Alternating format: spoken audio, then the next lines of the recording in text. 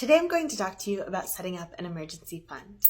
An emergency fund is an amount of money that you set aside to sustain you for at least 3 months if something goes wrong, like sudden unemployment or hospitalization. The first step to setting up your emergency fund is figuring out exactly what you spend in each month to keep your lifestyle going. So add up all of your necessary expenses. This is stuff like housing costs, food costs, childcare, healthcare costs, all of that stuff, add it up.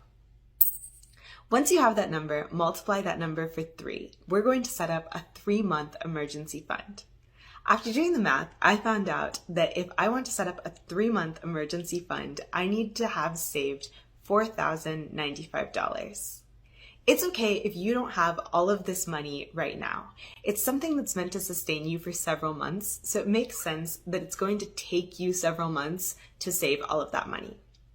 If I give myself a year to save for my emergency fund, I have to save about $342 a month for 12 months. Remember, the formula for finding your monthly savings goal for your emergency fund is to add up all of your necessary monthly expenses, multiply that number by 3, and then divide that number by 12.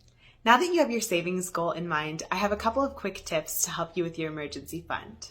The first one is to keep your money in a place that's easy to access. An emergency fund is something that you need to be able to get to the very next day if something goes wrong. The best place to keep your emergency fund is in a savings account. My second tip is to be really realistic about your savings goal. It's much better to save more money than you need than to not have enough in case of an emergency. Let me know if you have any tips for building an emergency fund in the comments below.